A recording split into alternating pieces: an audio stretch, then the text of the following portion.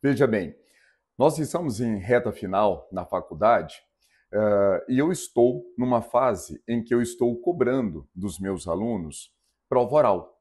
Conteúdos que geralmente cai pra caramba em prova de concurso público, cai pra caramba tanto na primeira fase, como questão aí objetiva, na segunda fase, questão subjetiva, e principalmente nos concursos tops, onde tem prova oral. Então veja que muita gente tem um terror, um pavor de prova oral. E, gente, é a coisa mais simples do mundo. O importante é que você domine o conteúdo. Olha só, sabe o que eu perguntei para uma das turmas? Simplesmente para falar qual é o rol dos crimes, ou melhor, qual é o rol das causas extintivas de punibilidade. Ali do artigo 107. E olha o tanto que é fácil a resposta. O rol do artigo 107 é um rol exemplificativo, não é taxativo. Eu tenho outras causas extintivas de punibilidade. Agora, no rol do artigo 107, eu tenho o quê? A morte. A morte do acusado. E essa morte, ela se prova com o quê? Ela se prova exatamente com o atestado de óbito, que pode ser apresentado em qualquer uma das fases do processo, ok? Detalhe, com a morte do acusado, não existe, com base no princípio da intranscendência da pena, não existe a possibilidade de ser executada contra os herdeiros qualquer tipo de pena a não ser a multa. A multa pode sim ser executada dos herdeiros, isso em cima do patrimônio transferido a eles, se o patrimônio for positivo. Se for negativo, eles não pagam absolutamente nada.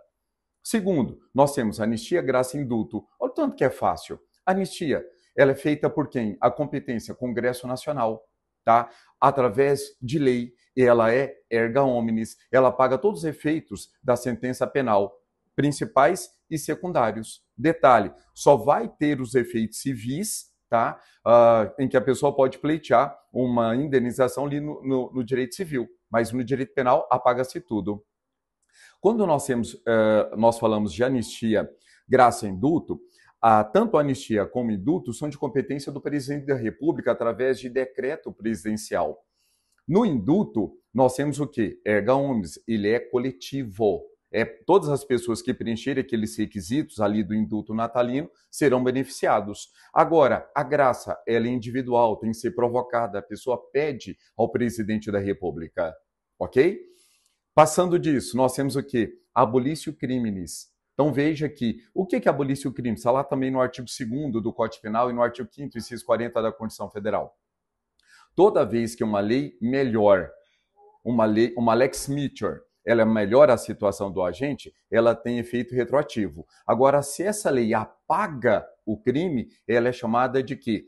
De abolição do crime. Abolício criminis. E a pessoa não responde por nada. Detalhe, depende muito quando essa lei é aplicada, tá? Então, se a pessoa já foi condenada a estar cumprindo pena, ele vai sair do cumprimento da pena, mas os efeitos civis, nesse caso, permanecerão, ok?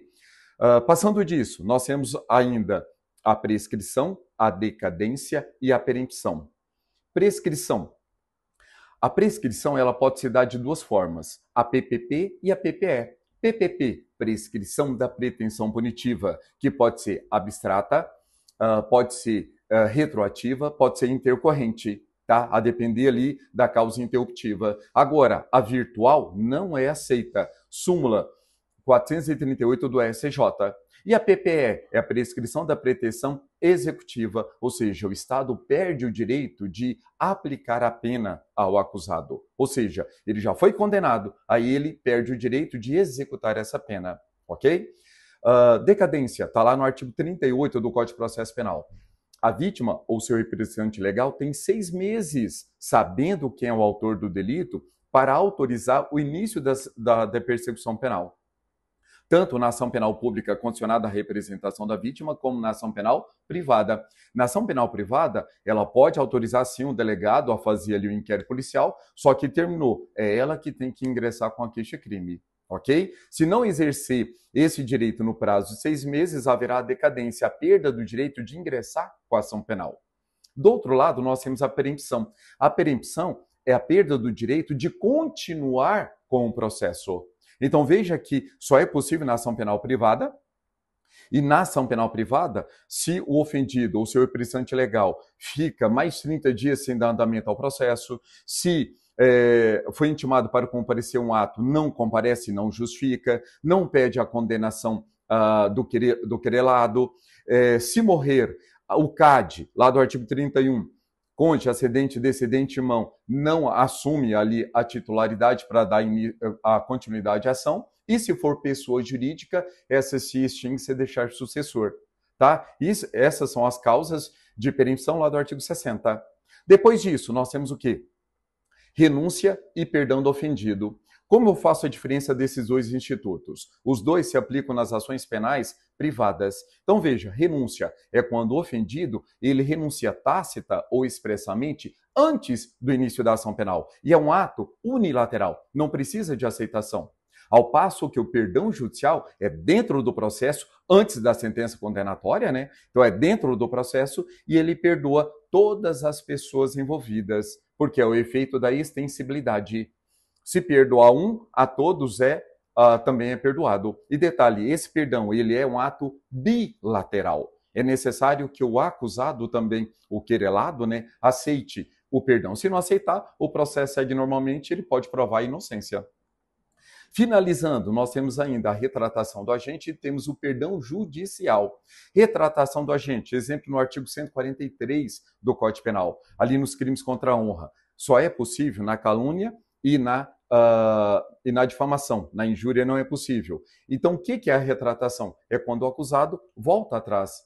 Então, ele desdiz o que ele disse anteriormente. Então, ele simplesmente, em juízo, ele fala que não caluniou, ou que não difamou, ou que ele não teve a intenção de praticar esses delitos. Ok? E para finalizar, o perdão judicial, que muita gente acha que só é possível perdão judicial nos crimes culposos, tá? Em que a situação seja tão grave para o acusado que é desnecessário a pena. Gente, não é só isso. É possível sim a aplicação aí do perdão judicial em outras situações. Exemplo, lá no artigo 168A, a apropriação indébita previdenciária, tá? Se o acusado, ele declara, confessa e paga o tributo, é causa extintiva de punibilidade. Então, anotou aí as dicas? Olha o tanto que é fácil passar em prova de concurso. Olha o tanto que é fácil dominar o direito penal, principalmente se você estiver muito bem assessorado. Ok? Um abraço!